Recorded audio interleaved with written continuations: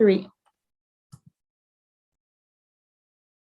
Good evening, everybody. Welcome to our meeting this evening. I'm sorry we're starting a little bit later than normal. We had a little bit of a technical issue that we had to iron out. Merci tout le monde. Merci d'être avec nous ce soir. Je m'excuse le délai pour commencer la réunion. Nous avons eu un problème technique qu'on a dû régler avant de commencer.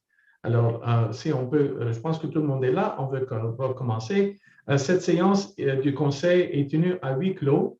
Et les membres du conseil y assistent d'une manière virtuelle conformément à l'arrêté ministériel numéro 2020-074 du 2 octobre 2020 du ministre de la Santé et des Services sociaux. This meeting is being held in a virtual, in camera in a virtual session, conforming to the ministerial decree from October 2020. So, je peux voir quelqu'un pour proposer l'ouverture de la séance, s'il vous plaît. Bien sûr, Monsieur le maire. Je propose d'ouvrir la séance. Merci, la conseillère Torres. Je m'excuse. Je peux avoir l'appui, s'il vous plaît. Je peux avoir l'appui, s'il vous plaît? Oui, Monsieur le maire, je donne l'appui. Merci. Merci, la conseillère Small Pennyfather. Tout en faveur, s'il vous plaît? Oui. Oui. Merci. L'adoption de l'ordre du jour, s'il vous plaît.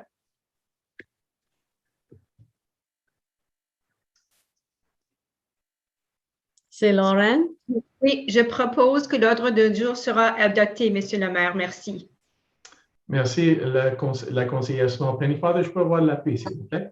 Oui, j'ai l'appui. Merci, la conseillère Yulin. Tout en faveur, s'il vous plaît? Oui. Oui. Oui. Merci. L'approbation des procès-verbaux, s'il vous plaît? Oui, Monsieur le maire, je approuvé les procès-verbaux verbal de la séance régulière du conseil tenue le 4 octobre 2021. Merci, la conseillère Yulin. Je peux avoir l'appui, s'il vous plaît? Oui, je l'appuie. Merci, la conseillère Fini. Tout en faveur, s'il vous plaît? Oui. Oui. Parfait, merci. On passe tout de suite. We're going to go right on to the report of the mayor. It's going to be very short tonight. I want everybody to have a chance to speak to the new councillors this evening. Good evening, everyone. Bonsoir à tous. Welcome to our regular council meeting. It is the first council meeting of this newly formed council. Welcome back to councillors Feeney, Torres, and Yulin, and a special welcome to our new council member, Lauren Small Pennyfather. I look forward to another fruitful mandate working with all of you and serving the citizens of our town. Bienvenue à notre réunion ordinaire du conseil. Il s'agit de la première réunion de ce conseil nouvellement formé. Bienvenue aux conseillers Feeney, Torres et Yulin et le bienvenue à Lauren Small Pennyfather, la nouvelle membre du conseil.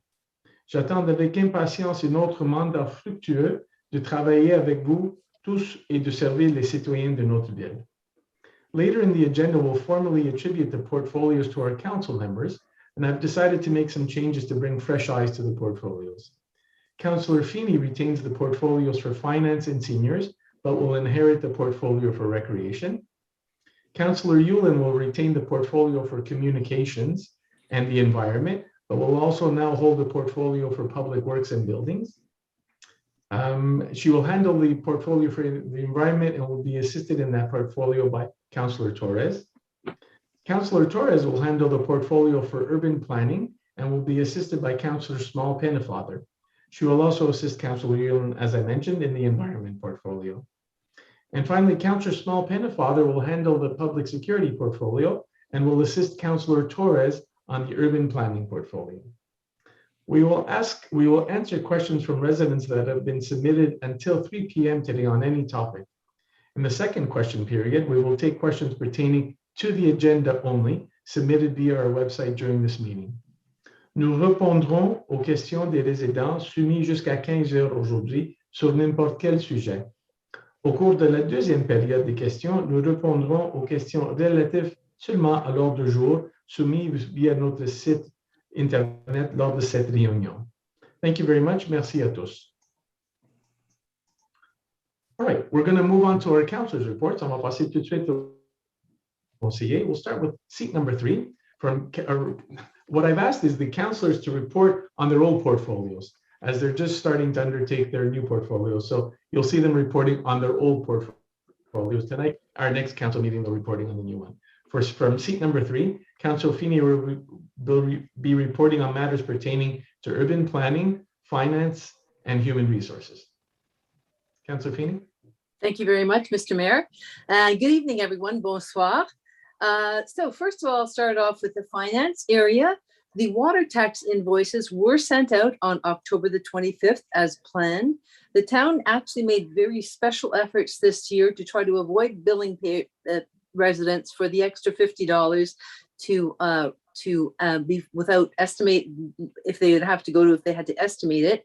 Nevertheless, there are still some residents who did not have the water meter readings in, and they will receive those bills this year. The deadline to pay the bills is November the 25th. Work is also continuing on the 2022 budget. And the 2022 renewal letters for parking permits and dog permits will be sent out shortly.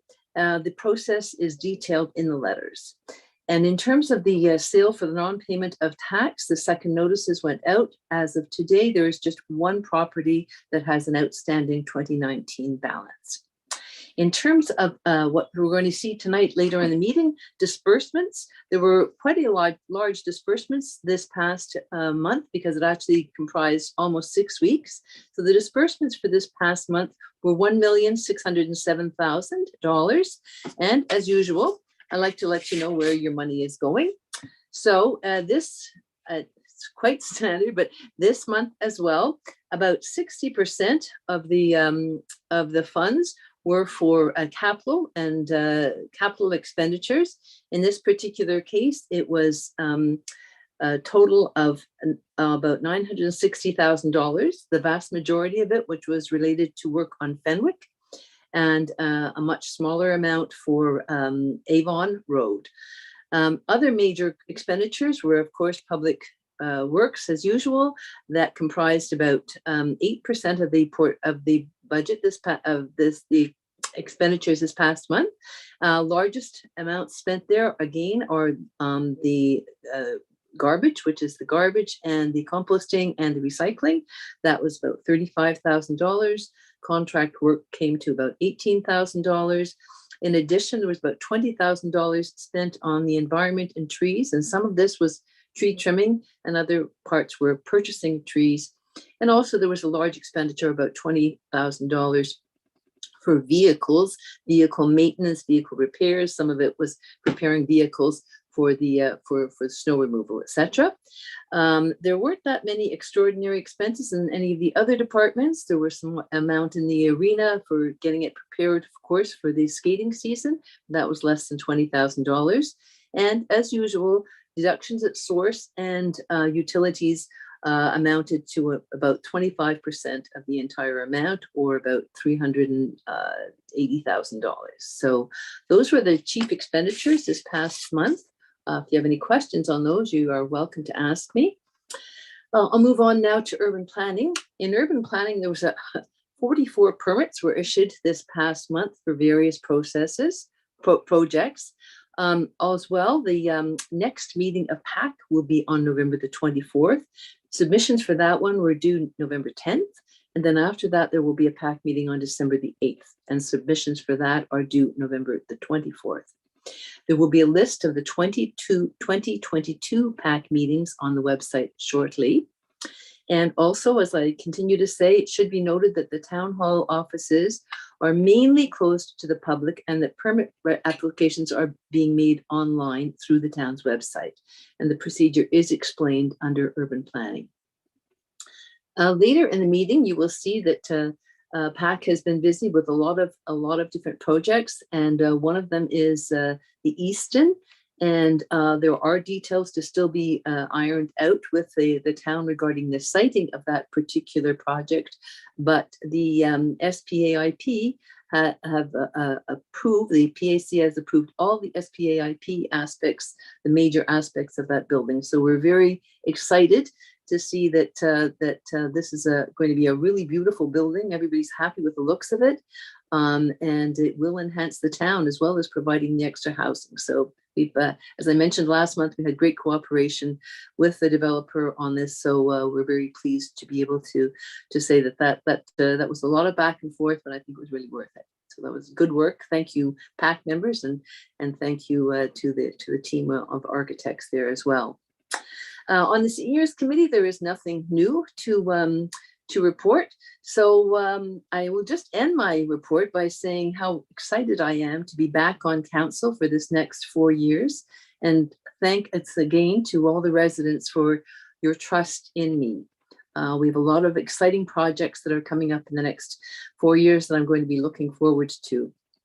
As you've just learned as well, I will be retaining the portfolios of finance and also MATA for the seniors, but I will be taking on the new portfolio of recreation and culture. I'm particularly excited to take that on at this particular time because of the big project coming up. And I think it's a really good mix because we do know that finance will be a big part of that project, and so definitely that's going to be wonderful to work on and a great challenge. And certainly one of my goals and goals of council as well is to bring that project in on budget and on time. So I'm really excited to work with the entire recreation team on that and on all the other services that you are offering. So I look forward to meeting with you all in person shortly. And just taking up this dossier. And I think Councillor Yulin will be a hard act to follow, but I will try to keep up with her good standards there, and hopefully we'll accomplish a lot in that dossier. In terms of my other dossiers, I'm very happy to keep on the MATA dossier. I'm going to move forward with the implementation of our age-friendly policy. So that will be very exciting as well. Finance, of course, we have the strategic financial plan that we're looking at and has some updating to do. So that will be a great project to work on too. On the other hand, I will miss many aspects of the urban planning. It's a very small team, but really dedicated and great team, and they've done a lot of work. So I just want to say thank you to our building manager, our manager of urban planning, Vlad, Floria Archer, and to Agatha. And to all the members of our PAC committee who are so dedicated and have worked so hard.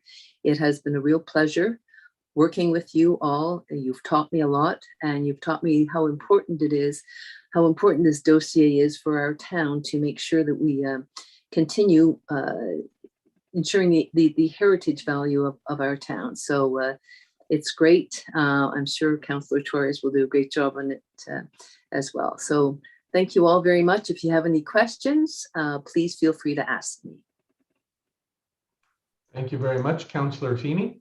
Reporting from seat number 4 on matters pertaining to the environment, public works and buildings, Councillor Maria Torres. Yes, thank you, Mr. Mayor. Bonsoir à tous. As Mayor mentioned before, this is going to be my very last report concerning public works and the environment. I have to say that I'm thrilled to embrace a new challenge. However, I'm somehow sad to leave Public Works. I've been serving with them for 8 years. It's a magnificent team. We have done a lot, and but it's time to move on, and it is wonderful. I'm afraid that colleague Councillor Feeney has been amazing at this the urban planning, and it's going to be very hard for me to follow her, but I will do my best. There is a lot of learning to do, but I'm open to the challenge. Now, as per my report, I'll start with Public Works. Public Works has been continuing with public tree maintenance during the month of October. Asphalt and road work has also been ongoing in preparation for the winter. The Fenwick project is nearing completion. Please note that repairs to personal property on Fenwick will continue in the spring, as the contractor will not be paid until the town is fully satisfied with all repairs. The town hall roof and the roof at the Public Works building were replaced this month. And please note that with the arrival of snow and ice, our crews need to circulate freely around town. So please don't leave your vehicles parked on the street in front of your house unnecessarily. Now, moving on to the environment. At the moment, the main activity in the environment department is the development of the waste management strategic plan. It is a continuing project, and the department is working hard at finalizing it. Now, if you follow COP26, the most urgent matter at the moment dealing with the environment is the global climate crisis. The town of Montréal-Ouest is implementing a couple of programs, or has been implemented now, a couple of programs to contribute at the municipal level to the fight against the present climate crisis. One, we are planting lots of trees. Trees are by far the best way to capture carbon dioxide. I have written a couple of articles, and they have been published in the Informer in the last year or two. If you would like to read them again, or if you didn't have the chance to read them before, please let me know and I'll be happy to send them to you. The other initiative taken by the town of Montréal-Ouest is the adoption of the Waste Management Strategic Plan, which aims at helping us, the residents, to reduce waste, which is a great producer of methane gas. Methane gas and carbon dioxide are the two main gases identified as responsible for current climate changes.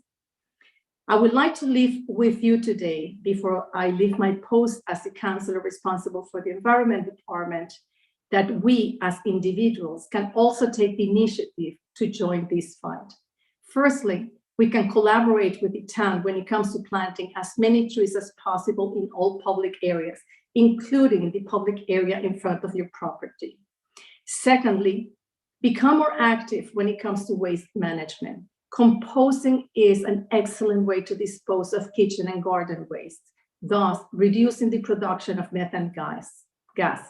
So please, if you're not composting, I would like to encourage you to start doing that.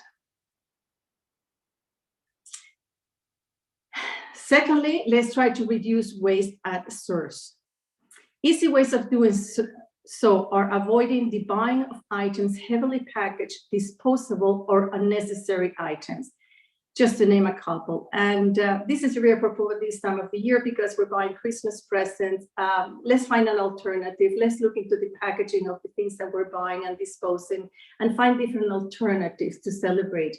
Once again, last year I wrote an article before Christmas about the usage of, for example, the artificial Christmas tree versus Christmas trees, about different ways of packaging wrapping your presents. All this helps at the individual level to fight and to help us against this fight, and to help us in the fight. It's a global that we can all take responsibility. Lastly, please remember that there are other options of throwing unused, obsolete, or waste items into the bin. Consider first recycling, repairing, and repurposing. We can all make a difference in the fight against climate change. Let's all be active participants in what has become a global fight. With that, I'd like to leave you. Thank you to all the departments that have been working so hard for the last 8 years. I'm gonna miss you, but I'm still here, and I'll embrace very happily our new challenges. Thank you, and have a good evening. Thank you very much, Councillor Torres. And for her first report, reporting from seat number 1 on matters pertaining to public security, Councillor Lawrence Small-Pennefather. Merci beaucoup, Monsieur le maire. Je suis vraiment ravie d'être parmi vous ce soir comme nouvelle élue de conseil à Montréal-Ouest. Merci beaucoup pour votre confiance.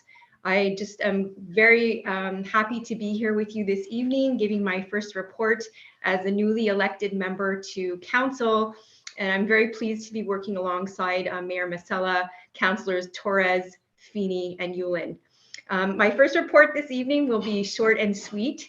It's with regards to car thefts, not car thefts, but there were some items that were stolen from cars that were parked where people inadvertently had left their doors unlocked. So there were 2 thefts of that nature recorded for September and 1 theft of that nature recorded for October, and nothing so far for November. So I'd like to remind residents to please remember to lock your car doors to discourage that kind of theft, and to please report it to both public security and to police if you do experience such a theft, regardless of if it's your car or any kind of personal property, to help curb that kind of theft in our neighborhood. Donc, j'aimerais juste souligner de faire un rappel si les personnes oubliaient de barrer leurs portes de véhicules, de faire un petit rappel de les barrer pour éviter d'avoir des vols, des effets personnels des objets personnels de vos voitures, et de continuer dans ce regard-là. So just a gentle reminder for everybody to continue to do so. And I just wanted to mention again that as a newly elected member, I'm very pleased being in the community for 13 years to move forward as part of the decision-making process. I have some amazing mentors to work with in the community as well. So I'm very much looking forward to that. And of course, being assigned the portfolio of public security, working with residents as well will be very important, because we know that we can't move our files forward without the amazing volunteers that we have in our community, and looking for that expertise. Again, thank you very much, and I'll close off there. Thank you. Merci. Thank you very much, Councillor Small-Pennefather. And reporting from seat number 2 on matters pertaining to communications, recreation, and culture, Councillor Elizabeth Hewlin. Thank you very much. Bonsoir tous. We'll start at the community center. At the community center, many local groups have returned to use the facility, including the book club, the knitters, the quilters, and the IODE. If your local group would like to use the facility, please contact Paula Cordeau at the community center. Registration for winter programs has begun, with early bird pricing in effect until November 26th. And the winter programs will begin the week of January 11th. A few in-person seniors activities were held indoors and out this month, and we're very pleased to finally be able to hold our first big event, the Seniors Holiday Dinner, on December 11th. If you'd like tickets to that, you can get them at the community center. In special events, since the last meeting, Halloween was held October 24th to 31st to celebrate all things Halloween. Contest winners have been emailed and prizes delivered. Roots in Remembrance celebrated the 100th anniversary of the Cenotaph this month in several ways. A remembrance lecture on November 5th, in our remembrance ceremony on November 6th, during the Walk to Remember on November 7th, and with a wartime music in remembrance presentation on November 10th. This particular Zoom recording has been made available on the website if you missed it. And also postcards of the Cenotaph were distributed to celebrate the 100th anniversary, with a beautiful photo by resident Alex Brzezinski. And it was particularly exciting to see our own Dr. Robert Drummond featured on CTV News and in the Montreal Gazette, speaking about his Walk to Remember, honoring our local veterans. In the arena, the hockey season has begun, and free skate reservations can be booked on Amelia. And I'm happy to say that capacities have been increased as of today, in line with the new government guidelines. So there are more spots available for you if you want to do free skate. Please keep in mind, though, that all participants and spectators 13 and over will require a vaccine passport to be admitted to the arena. And reporting on parks, the temporary dog run has been installed in Hodgson's Field and seems to be very, very well used. Let's see, switching to the communications portfolio. Since the last meeting, the department was, until recently, working largely on matters related to the election, the municipal election, and now we'll get back to more ordinary endeavors since that is over. Finally, I'm going to end with this because it's likely my last report on recreation culture. And I know it's in the very capable hands now of Colleen Feeney, but I'd like to express my deepest gratitude to the folks who run that well-oiled, joyful machine: Paula Cordeau, Chris Carney, Marion Scully, Tammy Loftus, and all our blues and animators, white-collar animators, who help ensure Montreal-West community spirit stays alive and well. They're very much at the heart of that. It's been an honor working with you and representing all your efforts on council. So I'm taking on, as the mayor mentioned, the environment portfolio, which I'm delighted to have, along with Maria Torres, who will be working with me on that, and public works, which is a new challenge for me, and I'm super excited about that as well. So if you have any questions for me about this recreation and culture portfolio, or possibly the ones I'm to get as of tomorrow, I'll be happy to answer those questions in the second question period. Thanks very much. Have a good evening. Thank you very much, Councillor Yulin. We're going to move right to our first question period. So the questions were to be submitted online today before 3 p.m. and can be on any subject, any subject whatsoever. So I'll read the questions and then I'll ask Councillor to answer them. So first question comes from Valmar Kural, 63 Courtney Drive. Hi, Council. Just wondering, does the town have a long-term, say 5+ years, schedule for reconstruction, street reconstruction, underground and surface, or is it more on an ad hoc, short-term basis as needed? Thank you. Councillor Torres, please. Councillor Torres, can you unmute, please? Thank you, Mr. Valmar, for asking that question. We do have a list of all these streets that needs to be reconstructed across Montreal-West. There is really well documented of all the issues that we have. However, that list gets reviewed and reevaluated every 3 years as new issues also always arrive. When we reevaluate it, when we do the plan d'intervention, which is a document or an investigation that we have to do in order to apply for fundings. So we do have, as I said, a list of everything that needs to be done, but it does get reevaluated every 3 years. The last plan intervention we did, it was about 1.5 years ago. And the 3 streets that they were coming up, at least 2 of them, is Fenwick, which was done this year. And the next one is Courtney Drive. I cannot tell you exactly the year that it's going to be done, but it should be within the next 3 years. I realize you live in Courtney and Courtney Drive. What I don't remember is the extent of the street, if it's going to be done the whole street or just partially. So that will be coming up in the next year or so. But that's it. We do. It's not an ad hoc. It's we do have a lot of documentation of all these streets that needs to be reconstructed. Thank you. Thank you very much, Councillor Torres. And as Councillor Torres mentioned, priorities, even though they're on the list and they may be prioritized, things happen. We could have a surge in water breaks on a particular street that moves them up on the priority list. So just so you know, that's why we hesitate to say that such and such a street will be done in such and such a year, because things can vary. Okay, thank you for your question, Valmar Kural. Next question is from Kate Shingler, 207 Bedbrook. Will you be installing the outdoor rinks and snow paths on Hodgson Field again this year? It was a wonderful resource for kids and their families last year and created a very enjoyable winter experience for residents. And second question, would you consider moving the dog park in Hodgson to the back corner of the field? As the dog population in Montreal-Ouest continues to grow, soccer enthusiasts are concerned that the field will be damaged beyond repair in spring 2020. Councillor Yulin, if I could ask you to address the questions, please. Certainly. Thanks very much for your question, Kate. And the answer is yes, we will certainly be doing outdoor rinks this year. Again, they were very popular, as you note, and we want to keep up that tradition.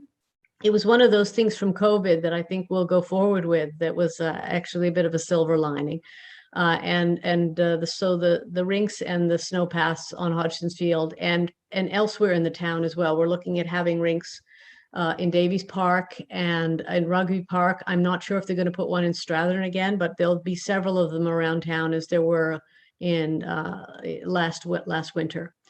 Your second question is asking about the dog park in Hodgson's Field. So I'm not entirely clear, to be honest with you, what you mean by in the field, into the back corner of the field.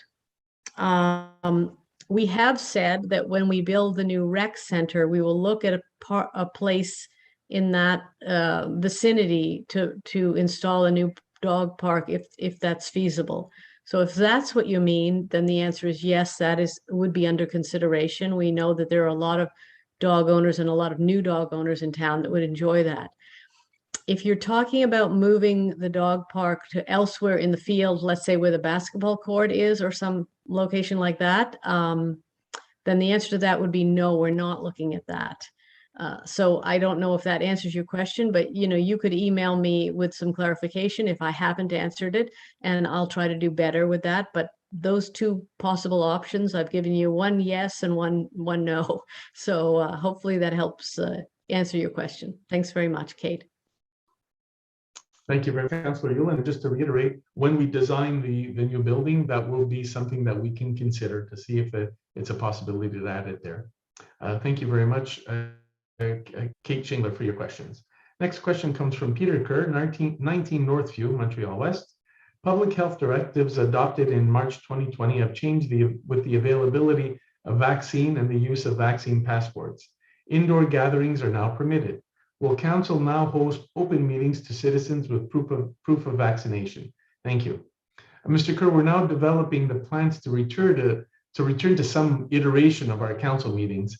The challenges include maintaining this webcasting, which was a positive outcome of the pandemic, and ensuring that we maintain the ability to answer questions that were submitted live or that they're going to be submitted virtually as they are now. So it's a question of developing the hybrid model that we'll use. And my guess is that our next public meeting will probably be held some hybrid version live and being able to answer some things submitted virtually as well.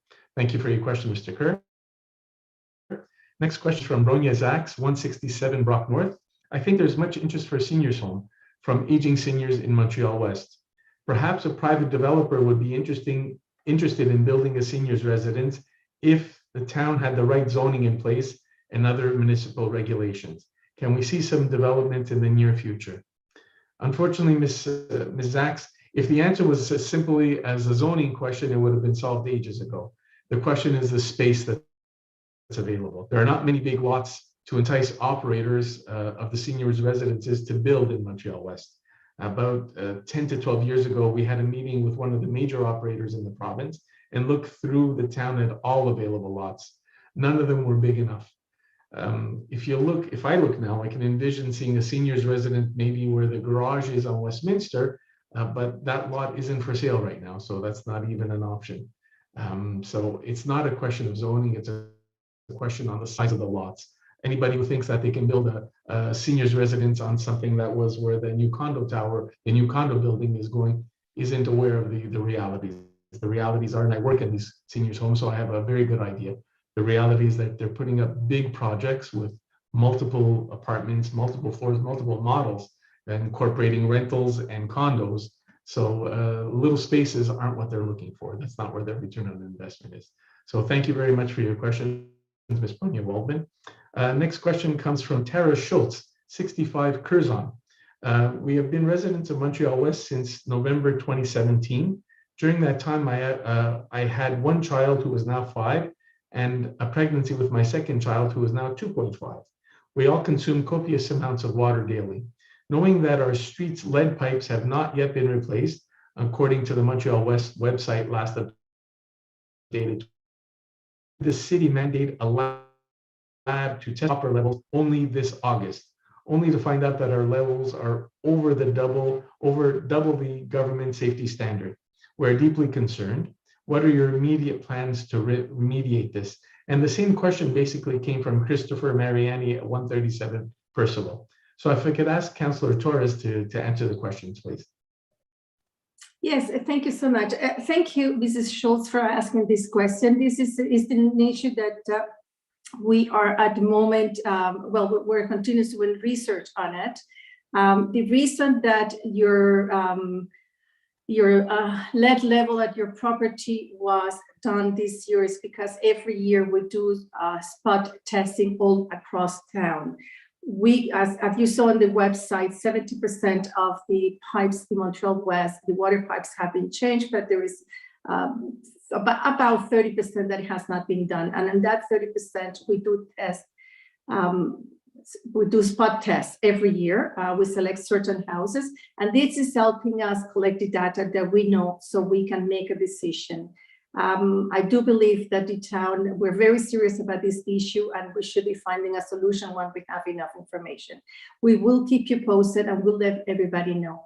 We are trying to find immediate solutions as long-term solutions. So we'll keep you informed, but we are collecting data at the moment and finding for a permanent solution for those who still have lead pipes coming to the residents. Thank you very much, Councillor Torres, and thank you for your Schultz and Christopher Mariani. Next question again is from Peter Kerr on Northview. My question concerns truth in advertising and candidate photos used election materials.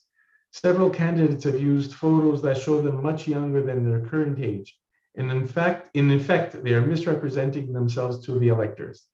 Let's give the benefit of doubt and assume it's probably not a deliberate misrepresentation, but the result is the same. The candidates involved are not using a reasonably current and unaltered photo to present themselves to the electors. May I suggest we add a candidate requirements that photo no more than 6 months old be used for election materials. Unfortunately, we have no jurisdiction about when posters go up, when posters come down. We have jurisdiction over what finances are used to buy the posters, but the picture used on the sign itself is not a municipal jurisdiction. That would fall under the DG, under the provincial jurisdiction. So we have no say in that, so we can't add extra levels of things to add to the picture or the requirements for the picture. Thank you for your question, Mr. Kerr. Next question comes from Maria Macaras at 53 Ballantyne North. I live on Ballantyne North, and as many other town residents, we walk our dog at night. We find the lighting on Ballantyne and Brock and other streets as well to be very poor at night. Can this be addressed? It is a safety issue. Cars have limited visibility. Residents walking have poor visibility, and you just don't feel safe walking home. Councillor Torres, if you can answer the question, please. Yes, gladly. We had studied on street lighting in Montreal-Ouest. We have recently received it. It's a very long document.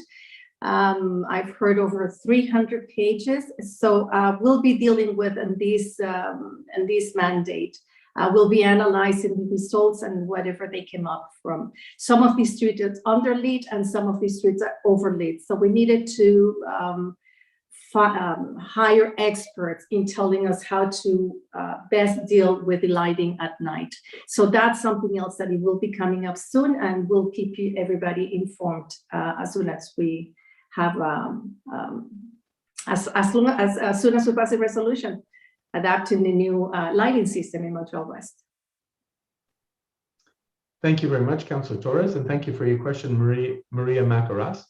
Next question comes from Linda Hammerschmidt, 226 Ballantyne North. I wrote to council last week requesting that the leaf blower deadline be permanently extended to from December 15th to December 7th annually, from November 15th to December 7th annually.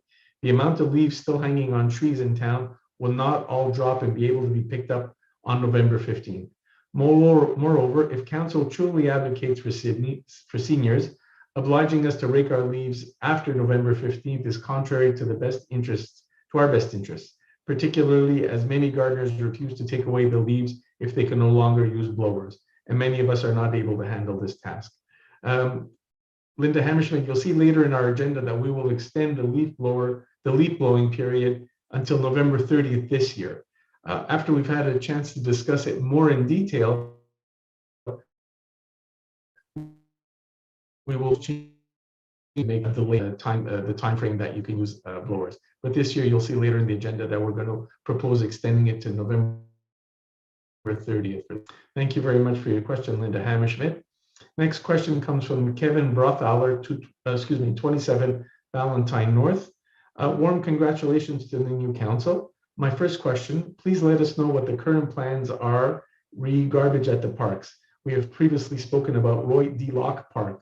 We still see no smoking. We still see no smoking signs. Will we still see no smoking?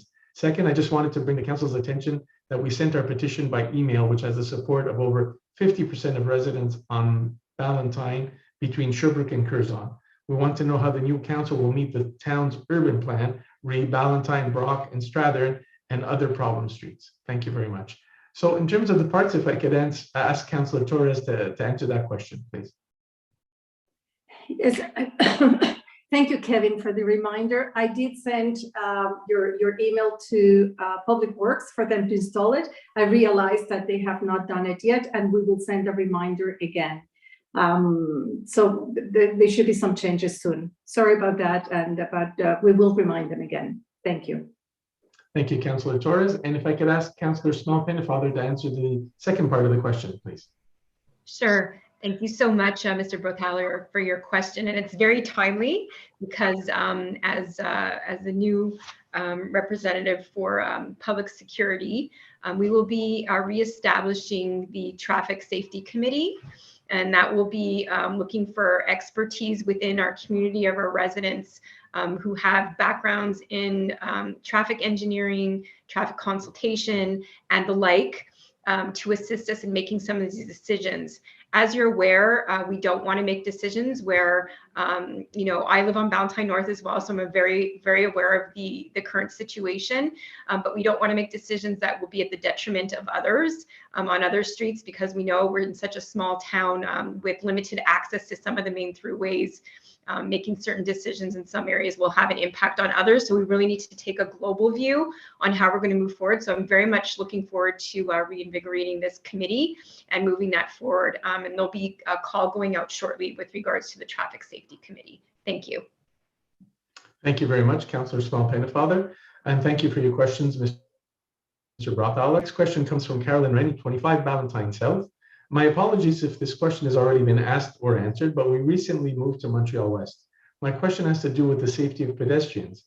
We are located on Ballantyne South and our dog owners, which means we must cross Westminster at Broughton and Avon at Brock several times a day and in the evening. Both street corners are equipped with crosswalk signage, but unfortunately, neither signal is functional. Westminster can be tricky at times as there is no stop for cars traveling south. Can you tell me when this will be operational again? We've inspected, Carolyn Rennie, we've inspected the signs, and we found that in one case, there was a broken button, an actuator button. So they're in the process, they've ordered the button already, and they'll fix that. And at the same time, they'll see what the issue is with the other sign as well. Both of those signs were, we thought they were fairly effective, but if they're not working now, then that defeats the purpose. Just having a walk signal that isn't flashing to catch driver's attention isn't very functional. So they will be addressed very shortly. Thank you very much for your questions. Next question comes from Bill Olszewski at 229 Wolseley North. Not a question, but a recommendation. Street parking on Westminster is at times limited. I would suggest next spring painting parking lines on the pavement at the commercial end of the street. This would assist those whose parking skills are somewhat suspect, while at the same time, this is for additional vehicles. That's a two-edged sword, Mr. Olszewski. We find, and that's the case even like in the city, in the big city, sometimes the parking spaces kind of limit. When you put down defined parking spaces, you kind of limit. Sometimes you can fit 3 smaller cars in the space that are delimited for two spaces, for 2 cars. So what happens is that we end up having a lot of space between cars that we may not necessarily need. And I haven't seen big issues with wasted spaces, but it's something that we'll pass on to public security and onto the Public Works Department to see if that's something that they consider. But the question's always been, is it a waste to have the lines? Because most often people don't need the space. So, but it is something that we'll pass along. So I appreciate your recommendation. Thank you, Mr. Olszewski. Next question comes from Mark Nierenberg, 28 Westover. A few months ago, the flashing red lights at the intersection Westover and Westminster were removed, and along with them went the street signs on the southwest corner where my house is in Montreal-West. The workers said they would return the signs to City Hall and they would be reinstalled. However, their contract was with Côte Saint-Luc, where the signs probably ended up. There are now no street signs at this intersection, and deliveries to my house are often being returned as wrong address. When will the new street signs be put up there? Councillor Torres, please. Thank you, Mr. Nierenberg. Just to let you know, we have sent a request to Côte Saint-Luc asking the whereabouts of the signs. As soon as they return it to us, we will install it. And if we cannot find it, we just have to order a new one and it will be installed. Just to let you know that it is in the process. You should have it installed as soon as we have a sign in hand. Should be shortly. Thank you so much. Thank you very much, Councillor Torres, and thank you for your question, Mr. Nierenberg. Next question comes from Eckhart Siegel at 132 Percival. Last month, I submitted 2 questions, but I have not heard anything in terms of response. Are you not answering the questions submitted by citizens? Mr. Siegel, your questions were asked at last council meeting and they were answered. You can refer to our video on YouTube from the last council meeting, and it's at the 58-minute and 50-second mark. So you can actually see where I actually answer your questions. Thank you very much. Susan Supers, when will the holes on the overpass be filled? Councillor Torres, please. Yes, hi Susan. Thank you so much for asking. I know you asked last time. We have sent it to Public Works, and they will let us know when can they be done. You'll see it. Anyhow, we just have pass it along to Public Works for them to look after this issue. Thank you. Thank you very much, Councillor Torres, and thank you for your question, Susan Superstein. Lucia Fabijan at 39 Banstead Road asks, has the town bylaw changed with regards to the disposal of leaves? I noticed that gardeners and some neighbors are more frequently placing their lawn leaves on the road. My understanding was that this is a potential hazard for the blockage of sewers, and we are therefore advised to pick up our own leaves and prepare them for compost.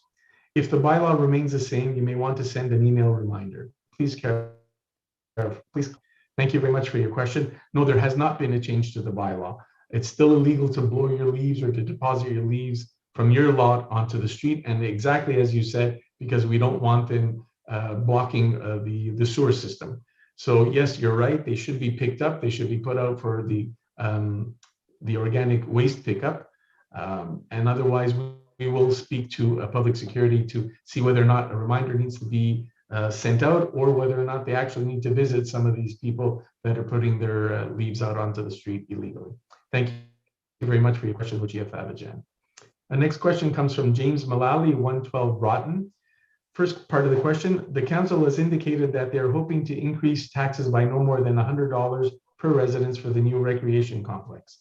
I assume this number was arrived at by knowing the cost of the complex minus the government grant, minus surplus recreation funds, minus estimated amount of fundraising. If so, what are the numbers used for this calculation? Also, will the proposed tax increase be incremental or a specialized amortized tax loan? Yes, you're right, Mr. Mullally. Those figures were in 2017. In 2017, they were up. We've since updated them based on indexation and estimation done by a construction estimator. Most concrete numbers will arise, the most concrete numbers will arise when we actually go to tender for the construction of the new sports and recreation center. That's when we'll get the best numbers. Second question, why does the new crosswalk at Sherbrooke and Westminster have to wait for EXO's work on Sherbrooke? They're planning major work there, Mr. Mullally, that will reroute pedestrians basically from all over the place. They'll reroute pedestrians from the south side of Sherbrooke to the north side of Sherbrooke, and they'll reroute pedestrians onto the west side of Westminster. So that intersection at Sherbrooke Westminster will become very, very key. And because of all the work that EXO is doing, they're the ones who are going to have to reconfigure that or increase the security at that level crossing. So that when their work is undertaken, at the same time, they'll be fixing that intersection at the pedestrian intersection at Sherbrooke Westminster. Thank you very much for your questions, Mr. Mullally. Next question comes from Peter McLean, 150 Westminster Avenue. In front of the bus stop at the corner of Nelson Westminster, there's a sufficient hole. If it could be filled in, that would be a good thing. Second, as usual, bicycles on the sidewalk. Thank you for your time. Hopefully something will be done. Early season's greetings. Councillor Torres, if you can answer the question, please. Yes, thank you, Mr. McLean. We just passed the information to Public Works concerning the hole in front of the bus stop. And I just remember that this is kind of good news. We used to do fill holes only in the summer, but now we have the right equipment to do it all year round. So we have no excuse for not doing it any longer. So I just pass it to them, and they do it. They would do it as soon as they can, I assume. Thank you for asking, or for bringing this issue forward. Thanks. Thank you very much, Councillor Torres, and thank you for your question, Peter McLean. Next question comes from Anne Chaffee at 125 Brock North. What is the current status of road repairs for the block of rock between Curzon and Nelson? With the appearance of multiple sinkholes in the last few months, sewer backups into neighbors' homes, ongoing fall risk due to uneven surfaces, and the threat of complications due to elevated lead levels in the water, the situation is becoming more urgent. The elevated lead levels is well known, but the city does not seem to be doing much to protect the residents. What is currently being done to fix this problem? Why are no filters offered or subsidy for systems? Councillor Torres? Yes, to address the first question, and thank you for asking. As I said before, we do have a list of these streets that needs to be done, and Brock is definitely one of those streets. Unfortunately, and it makes me very sad to repeat it every time I have to say it, it's not a priority yet, as it is in terrible shape, and we all acknowledge that. However, it doesn't qualify for funding yet, but we do keep investigating and keeping the data coming from this street. So hopefully one day soon it will qualify. As in regards to the potholes and all that, I will pass it along to Public Works and for them to look into that issue. Now, going into the second question about the lead levels coming from the water pipes. As I said, we're collecting information, and soon enough we should look into what we can do immediately, especially for those 30% of the streets that still have public water pipes or the lead pipes on the public domain. I hope that answered your question, and thank you for bringing these issues up. Thank you very much, Councillor Torres, and thank you, Andrea and Cheyenne. Next question comes from Patricia McGraw, 78 Strata North. Last month marked 50 years of my current home on Strata North. For the last 23 years, the property adjacent to mine has been a junkyard. 74 Strathern undermines the town's credibility with respect to property upkeep and community spirit. Whatever actions the town has taken to date appear to be ineffective. What more can and will the town do to enforce its own bylaws and ensure this property meets basic standards? What plans does the town have to compensate the adjacent properties for the values and community? Continue, please. Yes, thank you, Mr. Mayor, and thank you for your question, Pat. The situation with that property is indeed a problem, and it's one which the town has tried on many occasions to mitigate. Without too much success, unfortunately. And we were very pleased to see when the house was sold and eager to work with the new owner. We did reach out to the owner and tried to collaborate. However, after a few dealings with the owner, nothing was done, and an official notice was sent to the owner about the property. There was partial compliance, but not full compliance. So at this point, a fine can and will be issued. In the past, I have to say, we have obtained a court ordinance for this property, and that's when we have gone in and done some of the work ourselves. And bill the person. We can take that legal route again, but it is very long and it's costly. So we always prefer to try to first seek cooperation with the citizen before we go that route, particularly since it's somebody new. So we will continue trying that. In terms of your question regarding compensation, the town must tax its residents based on their property valuation.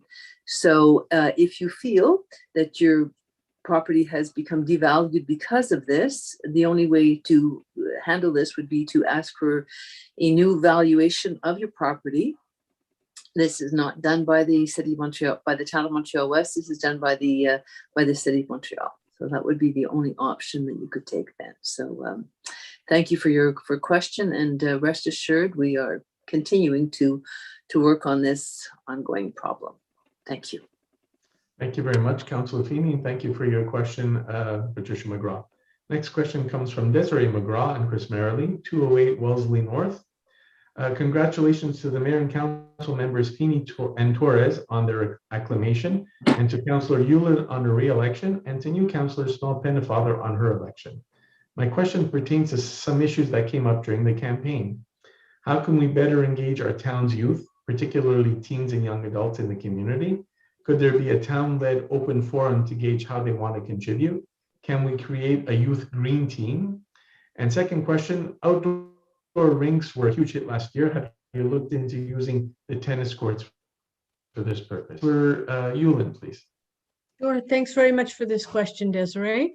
I was out on the campaign trail and absolutely heard these suggestions come up, and they're great ones. I'm now in the Public Works portfolio, but I have already discussed this with Councillor Feeney, who will be doing the Recreation and Culture portfolio with respect to some kind of forum to engage youth. The second part of that would be creating a green youth team for the environment, and that is something that I'm very passionate about, and I will be holding that portfolio, and I think that's a great idea. I guess I'd like to point out also that this in the last mandate with Maria Torres, at least half, if not more than half, of our environment committee were made up of youth, or those under 20 anyway, so I consider that youth. And so we certainly could do something in that vein as well for the new environment committee, or at least a subcommittee of that for youth. You asked about the outdoor rinks. I've answered that question already. Kate had the same question, and yes, we will be having outdoor rinks as we did last year. With respect to the use of the tennis courts, though, that we're not looking into that. We really do have plenty of space on Hodgson's Field to do that, so we're going to stick with that this year. But thanks very much for your questions, and I really look forward to working on a number of those projects in the coming mandate. So thanks very much. Thank you very much, Councillor Yulin, and thank you for your questions, Desiree McGraw and Chris Merrily. Next question comes from Guido Mariani at 41 Crestwood. Since oil heating systems will be eliminated, does the City of Montreal-West plan on bring energy, better known as Gazmet lines, to Crestwood Avenue? Unfortunately, Mr. Mariani, the town has zero control over Energier's work, over Energier's net. In the past, the town spoke to Energier about adding pipes when we had a street open, and their answer was fairly unequivocal and was always the same. They alone planned their network expansion. In the past, we were told that if enough people on the street committed to changing their energy sources from oil to gas, that it would move them up in the prioritization for Energier.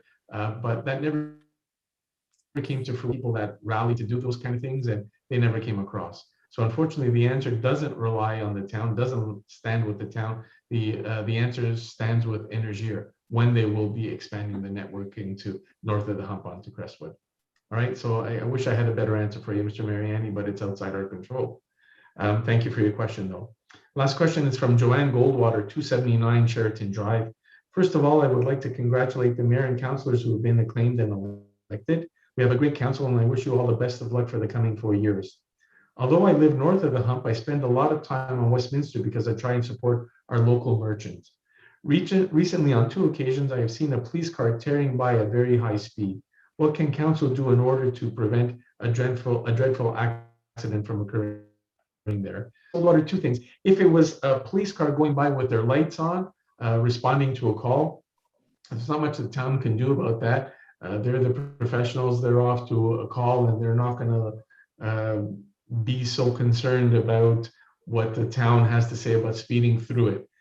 If it's not the case that they were speeding, the cars were just speeding and they did not seem to be responding to a call, their lights were not on, that's a different story. If that is the case, I can have a chat with the commandant at PQ9 and just ask that he remind his members to be careful when he's transiting through the town, when they're transiting through the town. The good and the bad about having a station so close is that they're very quick to respond. But the bad is that they're going to be using our towns to transit. They're going to be using our streets to transit through to get to their calls.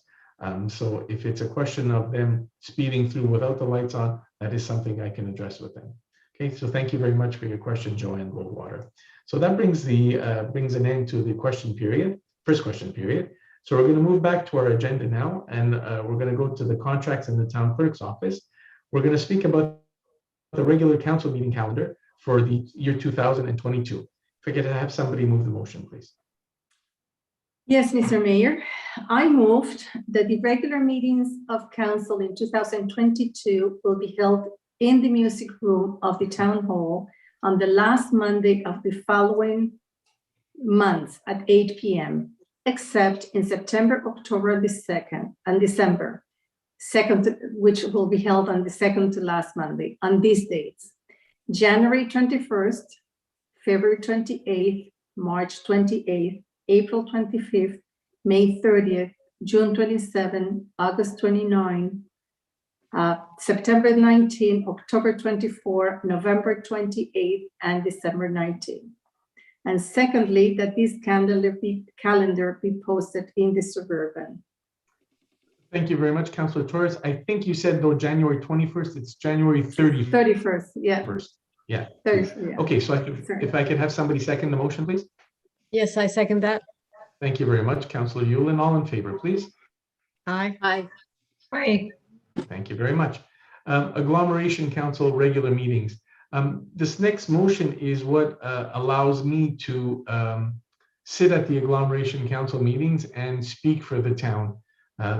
Some towns do this month by month. Some towns do this as we do once per mandate. Some do it once per year. It's very much a mix. So we've been doing it once every mandate. So this is what empowers me as the mayor to speak on behalf of the town at the Agglomeration Council. If I could have somebody make the motion, please. Oui, Monsieur le maire. Attendu que le maire a demandé au conseil de lui donner les directives quant au sujet à l'ordre du jour des prochaines séances ordinaires du conseil d'agglomération, notamment quand l'approbation des contrats identifiés comme étant de la compétence de l'agglomération, ces directives devront rester en vigueur jusqu'à ce que ce conseil les modifie ou que le maire en demande la modification.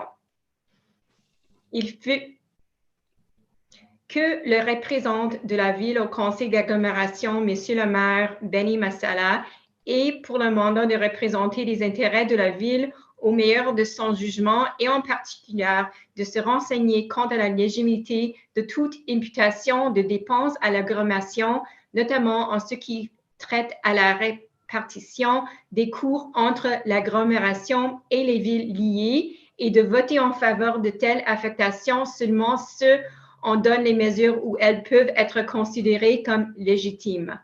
Que cette résolution s'applique à toute séance ordinaire à venir du conseil d'agglomération. Merci. Merci, la conseillère Simon Pennyfather. Je peux avoir l'appui, s'il vous plaît. Oui, j'ai l'appui. Merci, la conseillère Yulin. Tout en faveur, s'il vous plaît. Oui. Oui. Merci. Comme j'avais dit tout à l'heure, c'est une résolution qui donne le pouvoir ou qui me mandate à représenter la ville à chaque réunion du conseil, extrêmement comme ça a été dit, pour toute répartition des coûts entre l'agglomération et les villes liées. Et malheureusement, nous avons beaucoup de questionnements sur l'équité, si vous voulez, le partage des coûts. C'est une chose que ça, vous voulez voir, tu vas voir plus tard dans une autre résolution. So we're going to go on to leaf blowers. As I mentioned in answering a question, we will extend this year for 2 weeks the period when people can use leaf blowers, and we will work on modifying the bylaw to permanently shift the weeks further down. Okay, so if I could have somebody move the please. Yes, Mr. Mayor. Whereas the use of leaf blowers is allowed in the spring and the fall under certain conditions and between specified dates, although these dates may be modified in accordance with section 8.2 of nuisance bylaw number 456. Whereas the weather conditions at this time of year justify that the dates be modified and the use of leaf blowers be allowed later this fall. Therefore, I move that the use of leaf blowers be allowed until November 30th in 2021 instead of November 15th.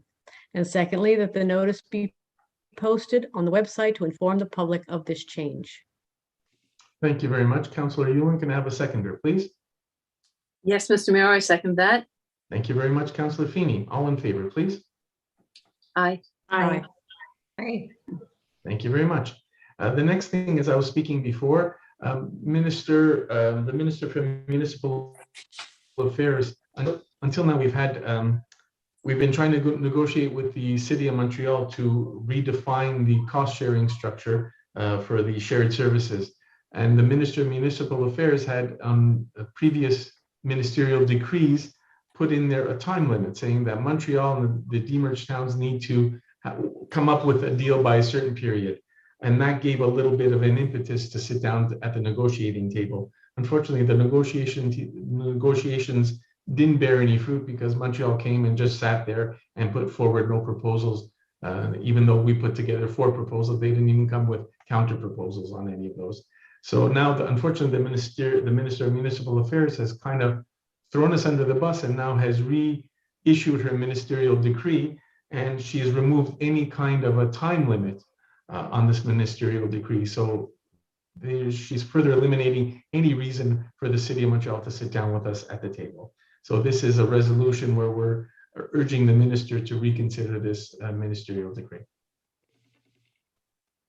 Can I have somebody move the motion, please? Oui, Monsieur le maire. Attendu que le ministère des Affaires municipales a publié le 13 octobre 2021 dans la Gazette officielle un projet d'arrêt concernant les règles permettant d'établir le potentiel fiscal des municipalités liées de l'agglomération de Montréal aux fins de la répartition des dépenses d'agglomération. Attendu que ce projet d'arrêt reconduit les règles afin d'établir le coefficient de 2,68 de potentiel fiscal de l'arrêt ministériel du 16 décembre 2020. Attendu que le dit projet d'arrêt ministériel ne prévoit aucun mécanisme de négociation entre les villes liées et Montréal et qui rend permanent les dispositions de nature temporaire mises en place en 2017. Attendu que les municipalités ont 45 jours pour exprimer leurs commentaires relativement à la publication de ce projet d'arrêt du 13 octobre. Attendu que les villes liées assument 17% de l'ensemble des dépenses d'agglomération alors qu'elles ne représentent que 12% de la population totale de l'île de Montréal. Attendu que les citoyens des villes liées déboursent ainsi par habitant près de 62% de plus que ceux de la ville de Montréal pour les services d'agglomération. Attendu que l'Association des municipalités de banlieue a transmis le 26 février 2019 une série de propositions auprès de la Ville de Montréal afin de rétablir un cadre fiscal plus équitable. Attendu que le comité de travail sur la révision des modalités de répartition des quotes-parts des municipalités de l'agglomération de Montréal, dont les travaux ont eu lieu en 2021, n'a donné aucun résultat probant, malgré la participation collaborative des représentants des villes liées. As-tu entendu que la gouvernance de l'agglomération n'accorde aucun pouvoir aux villes liées, lesquelles ne disposent que de 12% des votes? Attendu que les villes liées n'ont aucune représentation dans les véritables instances décisionnelles, notamment le comité exécutif de la Ville de Montréal et de la communauté métropolitaine de Montréal. En conséquence, je propose, premièrement, que la Ville de Montréal-Ouest rejette catégoriquement le projet d'arrêt ministériel règles permettant d'établir le potentiel fiscal des municipalités liées de l'agglomération de Montréal au fait de la répartition des dépenses d'agglomération publiées le 13 octobre 2021. Deuxièmement, que la Ville de Montréal-Ouest déplore vigoureusement ce projet d'arrêt puisqu'il modifie unilatéralement l'entente de 2017 survenue entre les villes qui prévoyaient de nouvelles négociations en vue d'en arriver à une entente permanente. Troisièmement, que la Ville de Montréal-Ouest constate que le projet d'arrêt ne permet pas de corriger l'iniquité fiscale au sein de l'agglomération et qu'il laisse à l'abandon les villes liées de l'agglomération de Montréal. Quatrièmement, que la Ville de Montréal-Ouest exhorte la ministre des Affaires municipales et de l'Habitation, Madame André Laforêt, à réintroduire la présence d'un comité de travail sur la révision des modalités de répartition des quotes-parts des municipalités de l'agglomération de Montréal et que celui-ci soit plutôt supervisé par un médiateur indépendant qui saurait faciliter une entente entre les parties.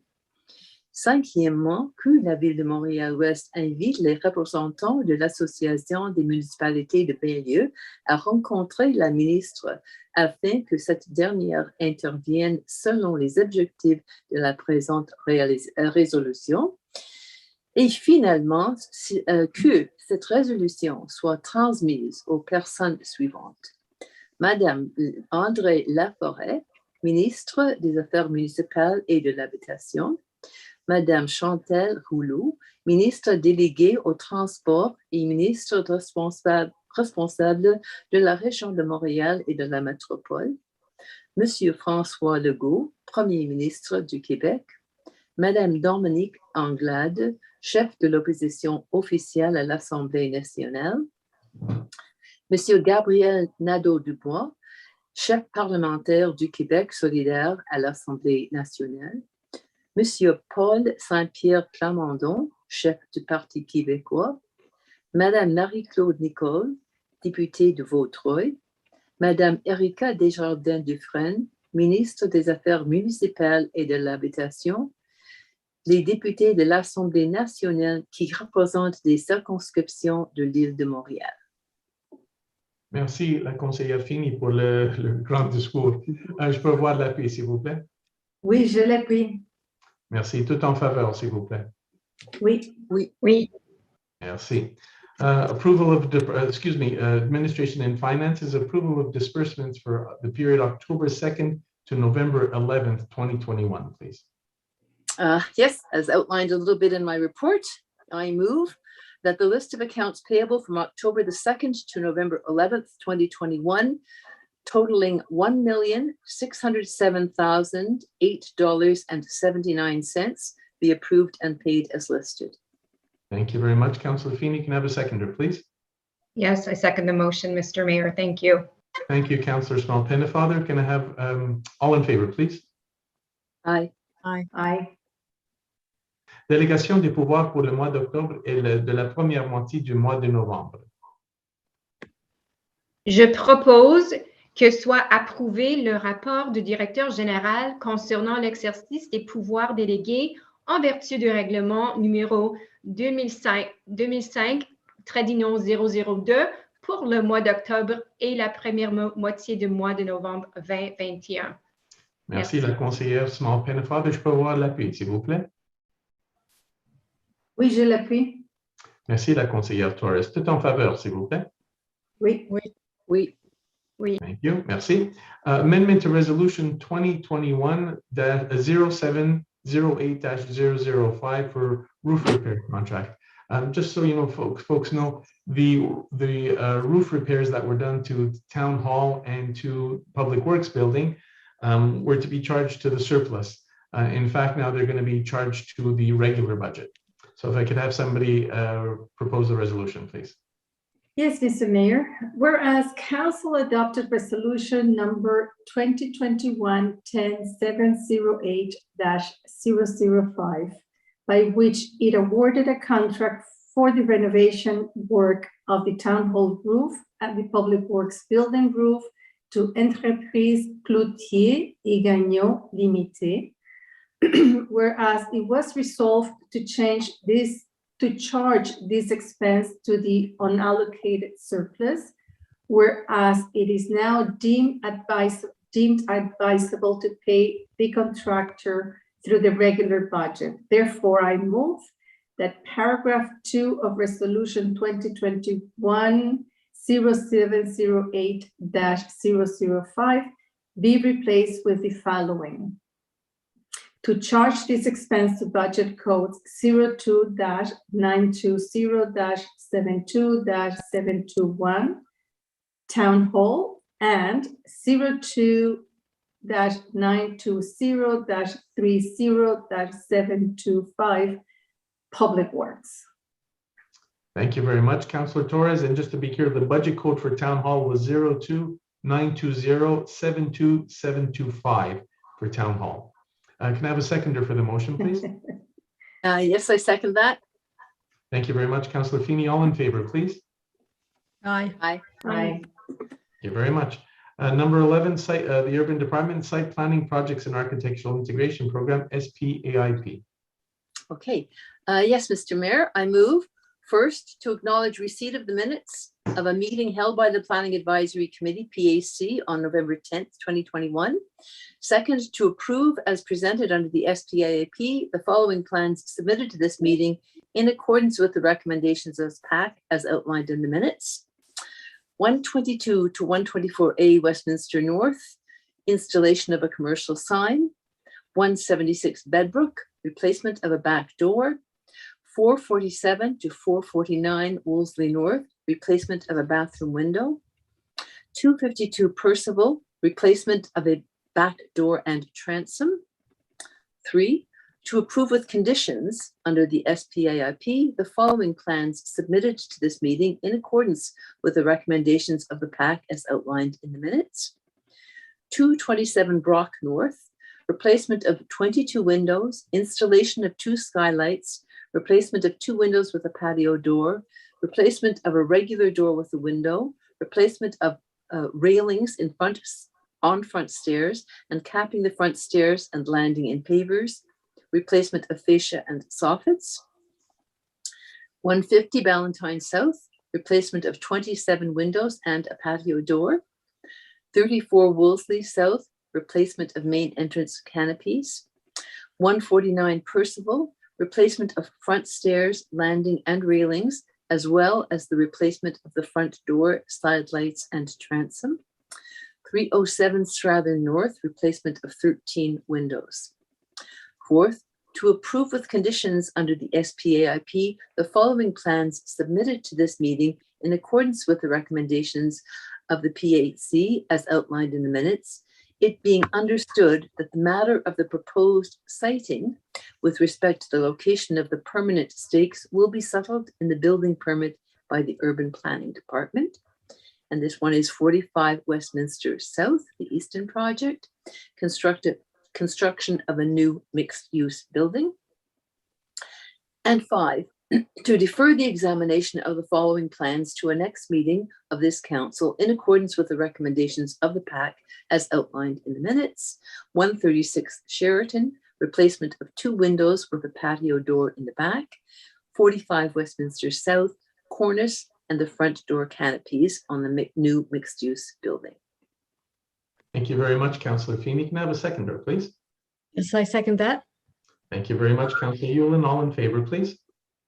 Aye. Aye. Thank you very much.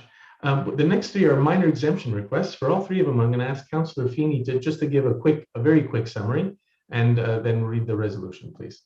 Go ahead, Councillor Feeney, for first one, minor exemption request for 22 Ballantyne South. Okay, thank you very much, Mr. Mayor. So this one is actually for a real estate transaction. There's no new project being developed here. And what it is that the lateral setback is not in accordance with the current bylaws. So this is meant to normalize that for the sale of this property. So in this case, I move that the plans and requests submitted to the September 29th, 2021 meeting of the Planning Advisory Committee be approved in accordance with bylaws 2020-002 and G18-0005 for the following minor exemptions from the schedule of uses and standards in effect under sections 3.2.2 of the zoning bylaw regarding the immovable located at 22 Ballantyne South in zone RA8-2, normalize the northwest lateral setback of the main building, which is 0.33 meters instead of a minimum 1.2 meters in that zone, the consequence being to reduce this requirement by 0.87 meters. Second, to normalize the combined lateral setback of the main building, which is 2.48 meters instead of the minimum 4 meters required in that zone, the consequence being to reduce this requirement by 1.52 meters. Thank you very much. Councillor Feeney, can I have a seconder, please? I second that. Thank you very much. Councillor Yulin, all in favor, please? Aye. Aye. Thank you very much. The next one for a minor exemption request at 26 Brock South. Okay, thank you, Mr. Mayor. And this one again is for a real estate transaction. It is the house and it relates to the siting. And again, it's the lateral setback, which is that issue. So not a new project. This is how the house has been for many years. So Elizabeth, as Councillor Yulin, I believe will be moving this one. Oh, sorry That's about right. that. Go ahead, Councillor Yulin. Sorry about that. That's fine. That's fine.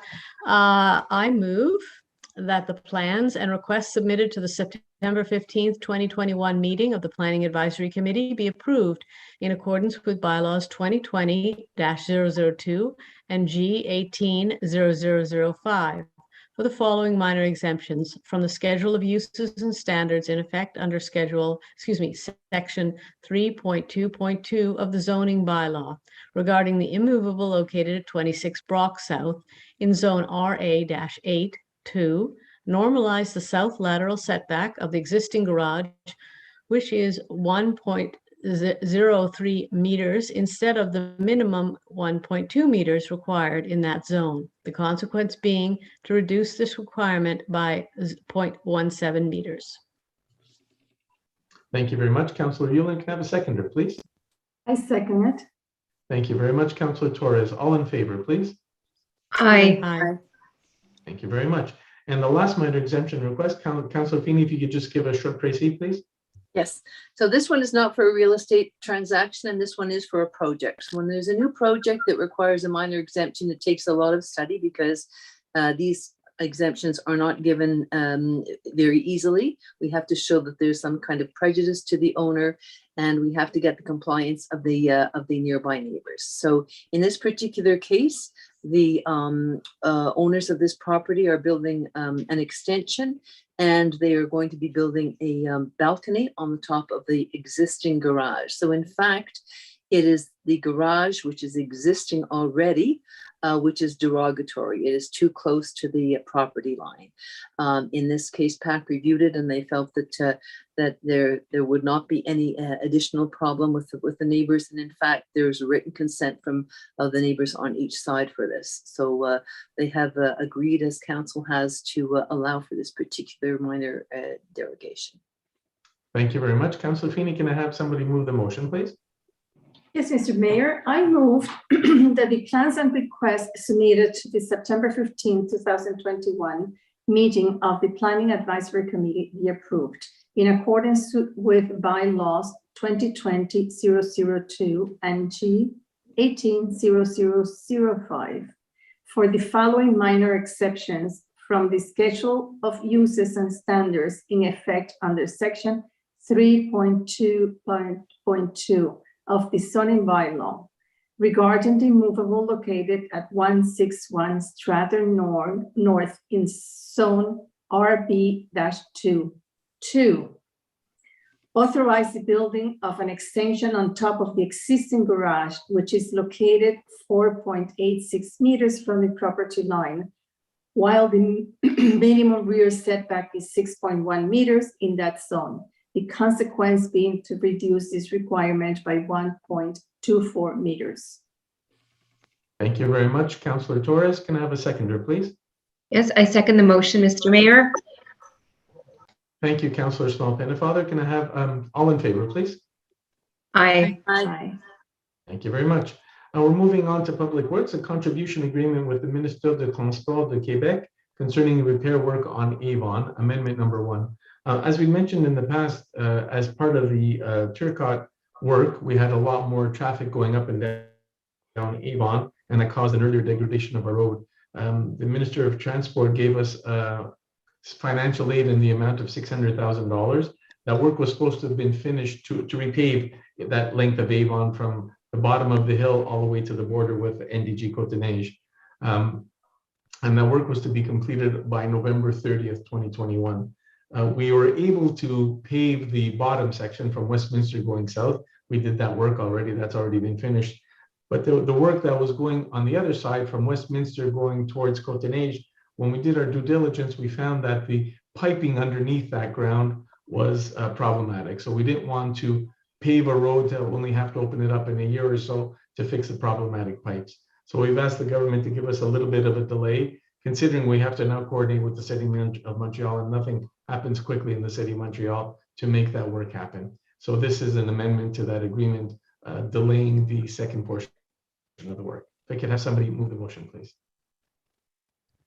Whereas the MTQ has agreed to pay a maximum amount of $600,000 for repaving work on Avon Road to be carried out by the town in order to compensate a premature deterioration of the roadway within the scope of the Turcotte project, during which part of the traffic was redirected in Montreal-West.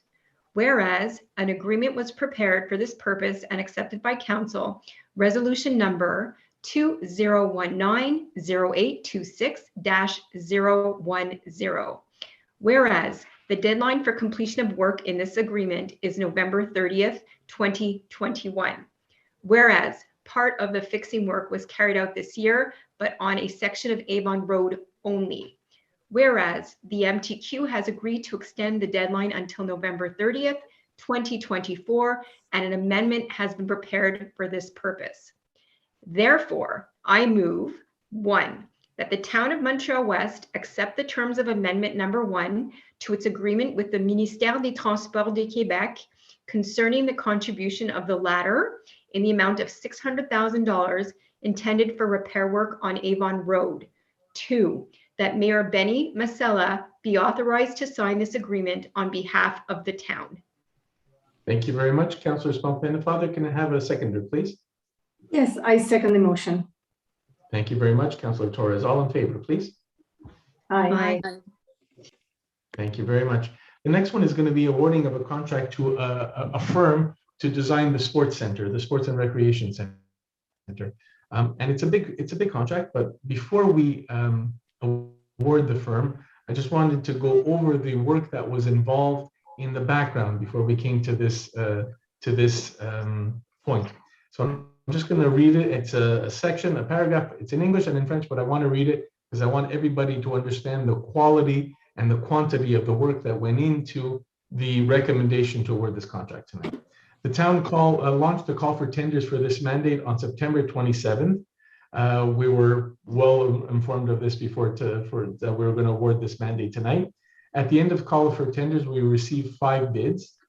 To select a successful bidder, a selection committee was formed in accordance with the law to carry out a process of evaluation and weighting of the tenders according to the following quality criteria out of a score of 100. The experience of the builder, understanding the mandate, the projects they'd already carried out, the experience of the proposed strategic resource team, and the plan. Only submissions with a score over of 70 and 100 or over were subject to the second stage of the selection, i.e. the quality price ratio as stipulated by the bylaw. We normally call these a 2-envelope thing. 3 bids qualified, and the best according to the quality price ratio is awarded the mandate tonight. During this mandate, the successful bidder will be responsible for completing the design of the new recreation and sports center in order to meet the needs of the population, and thus has to improve the sports and recreation for a healthy and active population. must promote exemplary universal accessibility, must ensure the resilience of the building itself, the resilience to climate change, and must respect the environment through an eco-responsibility for the design and performance of infrastructures. The successful builder will also be responsible with the town's project team for proposing a design that respects the town budget's constraints and schedule, and in compliance with the financial assistance program for recreational sports infrastructure. The town was granted $12,556,727 in financial assistance from the federal and provincial governments under this program. The town will soon announce the public consultation plan that it intends to implement to ensure that the needs of the various clienteles and stakeholders will use the infrastructure, in addition to those who reside in the same area, are meeting the needs of the various clienteles. We listened to the citizens during the municipal election campaign and have a firm intention of continuing to do so. Our plan will communicate through all our platforms when our plan will be communicated through all our platforms when the time comes. And we will continue to inform the population as the project progresses via the dedicated webpage on our website. And I'm going to repeat it in French. La Ville a lancé l'appel d'offres pour ce mandat le 27 septembre dernier et comme le conseil municipal s'est bien préparé en vue d'adjuger ce mandat ce soir. À l'issue de l'appel d'offres, nous avons reçu 5 soumissions. Pour sélectionner le soumissionnaire retenu, un comité de sélection a été formé en conformité à la loi pour réaliser le processus d'évaluation et de pondération des offres selon les critères de qualité suivants, sur une note totale de 100. L'expérience de le soumissionnaire, la compréhension du mandat, les projets déjà réalisés, l'expérience de l'équipe de personnes ressources stratégiques proposées et le plan de ressources et du travail. Selon les soumissions ayant obtenu une note de 70 sur 100, étaient assujettis à la deuxième étape de la sélection, soit le rapport qualité-prix tel que stipulé à la loi. 3 soumissions sont qualifiées et la meilleure selon le rapport qualité-prix se soit adjugé le mandat ce soir. Au cours de ce mandat, l'adjudicataire sera responsable de compléter le design du nouveau centre récréatif et sportif afin de bien répondre aux besoins de la population et ainsi bonifier l'offre sportive et récréative pour une population active et en santé, promouvoir une accessibilité universelle exemplaire, assurer la résilience des infrastructures au changement climatique et respecter l'environnement par une éco-responsabilité du design et de performance des infrastructures. L'adjudicateur sera aussi responsable, avec l'équipe de projet de la Ville, de proposer une conception respectant les contraintes budgétaires et l'échéancier de la Ville et dans le respect du programme de l'aide financière aux infrastructures récréatives et sportives. Rappelons que la Ville s'est vue octroyer une aide financière de 12 556 727 $ des gouvernements fédéral et provincial dans le cadre de ce programme. La Ville annoncera prochainement le plan de consultation publique qu'elle compte mettre en œuvre afin d'assurer la réponse aux besoins des différentes clientèles et parties prenantes qui utiliseront les infrastructures, en plus de ceux qui résident dans le même secteur. Nous avons été à l'écoute des citoyens durant le déroulement de la campagne électorale municipale et avons la ferme intention de continuer à l'être. Notre plan de communication sera communiqué via toutes nos plateformes le moment venu. So that's it, folks. So we're going to be awarding the contract tonight to the engineering firm, the architectural firm for the building of the Sports and Recreation Center. If I could have somebody read the motion, please. Yes, Mr. Mayor. Whereas the town of Montreal-West issued a public call for tender for the purpose of awarding a contract for architectural services associated with a multidisciplinary team within the scope of the complete rebuilding project of its sports and recreation center.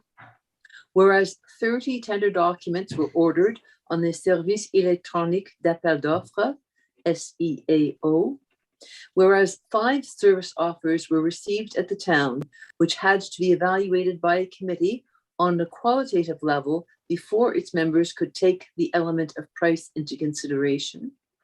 Whereas 3 of them could also be evaluated on this element, and as a result of the process, which was conducted as required by the applicable legislation, therefore I move, first, that the contract for architectural and multidisciplinary professional services within the scope of the rebuilding of the Sports and Recreation Center be awarded to the consortium Blouin Tardif Co-Architecture, being the bidder that obtained the highest final score for a price of $2,217,399.80, including taxes, in accordance with and subject to the provisions of the documents issued by the town in its call for tender MO-09-21-01, launched on September 27th, 2021, and as per the service offer received from the consortium on November 1st,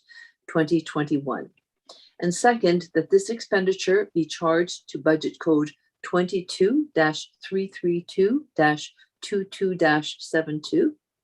And finally, third, that the mayor and the director general be authorized to sign any contract and other documents required to implement this resolution as the case may be. Thank you very much. Councillor Feeney, can I have a seconder, please? Yes, I second that. Thank you very much. Councillor Yulin, all in favor, please? Aye. Thank you very much. I also wanted to note that among the selection committee, it wasn't just people in the town. There was a few members of the town administration, but as well, they went out and got some expert counsel from engineers, if I remember correctly, project engineers and architects that have worked in the field, but some very significant experience with people that have worked in the field in this kind of projects. They were part of the selection committee. La fourniture de sel de chemin. As we've done in the past, we sometimes group together either with the other towns on the island of Montreal or sometimes via the Union des Municipalités de Québec to do group purchases together. In this case, we're buying our salt as part of a group purchase. Je vais voir quelqu'un pour proposer la résolution, s'il vous plaît. Oui, Monsieur le maire. Attendu que la Ville de Montréal a émis un appel d'offres public pour les fins d'adjudication d'un contrat de fourniture du sel du chemin durant la saison hivernale 2021-2022. Entendu que cet appel d'offres a été émis au nom des arrondissements et de toutes les municipalités reconstituées, dont la Ville de Montréal-Ouest. En conséquence, je propose que ce contrat en provisionnement soit adjugé au plus bas soumissionnaire conforme, Compass Minerals Canada Corp, sur la base d'un prix de $65 par tonne métrique, incluant les frais de livraison, plus taxes. Finalement, que cette dépense soit imputée au poste budgétaire 02 330 00629. Merci, la conseillère Torres. Je peux avoir l'appui, s'il vous plaît. Je l'appuie, Monsieur le maire. Merci, la conseillère Small Pennefather. S'il vous plaît. Tout le temps, s'il vous plaît. Oui. You're breaking up a bit. I'm breaking up. I apologize. I'm sorry about that. Just so everybody knows, the price tonight was $65 a metric ton, and it's not much different than the price last year. I think the price last year was in the area of 64 and 50, something along those lines. So it wasn't a big increase this year. Next item, human resources, permanent appointment in the blue collars, for the blue collars in the recreation sector, please. Certainly, Mr. Mayor, I move that employee number 486 be appointed to a Class 9 position as of October 26th, 2021. Thank you very much. Councillor Yulin, can I have a seconder, please? I second that. Thank you very much. Councillor Feeney, all in favor, please. Aye. Aye. Thank you very much. Appointment of the appointments for the designation of the Pro-Mayor. The last persons who held the office of Pro-Mayor, starting with the most recent incumbent, were Councillors Colleen Feeney, Maria Torres, Elizabeth Yulin, and Dino.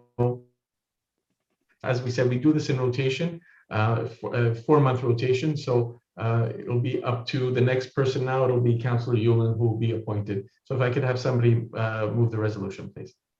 Yes, I move that Councillor Elizabeth Yulin be appointed Pro-Mayor for the months of December 2021 and January, February, and March 2022.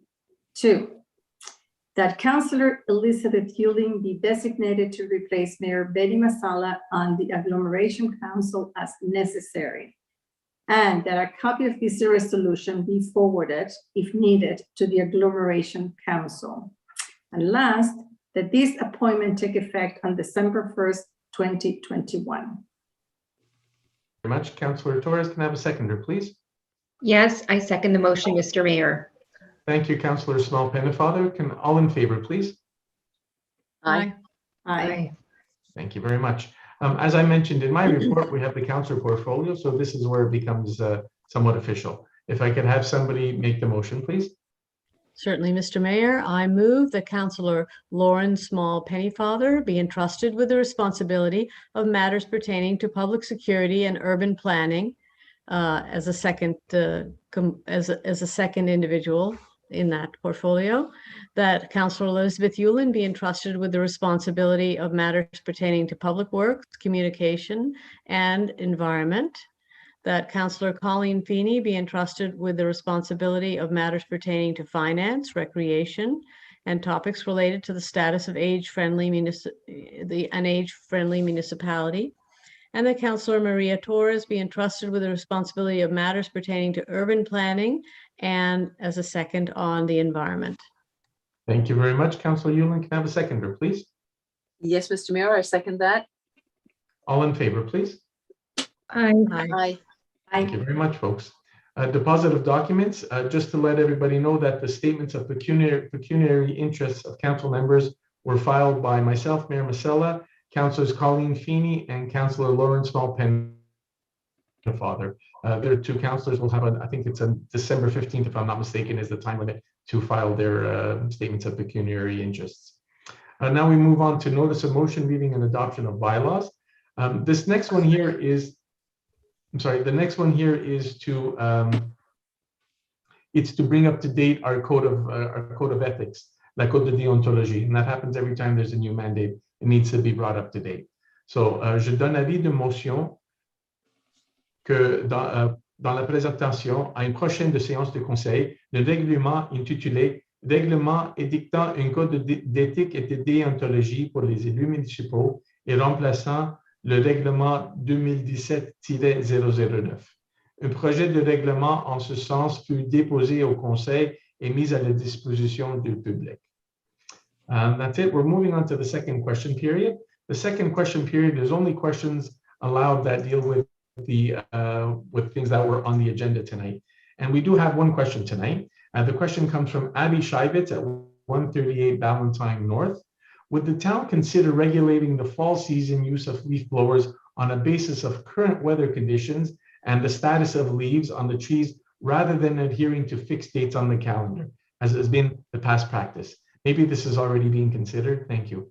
To answer your question, Ms. Shivitz, actually, even though we had fixed dates in the calendar, what we've done every year is, quite honestly, I'll get a text message from some of the contractors in town. It's a bit early, it's a bit late. Can you move it up? Can you delay? And that's the way we've been doing it year to year. But every year it seems that we're delaying this fall season. So we may make permanent a further shift in the season, but we're going to continue doing as we do now. I'll get the word from the experts around, from some residents, but a lot of the contractors, listen, it's early, we're not even close to finishing. So we've been shifting that 4-week period back and forth. I think if we decide to change a bylaw, it'll maybe to shift it a little bit later down, but we'll still have we'll still keep our ears open to the experts that are actually doing the work in town. So thank you for your question, Abby Shivitz.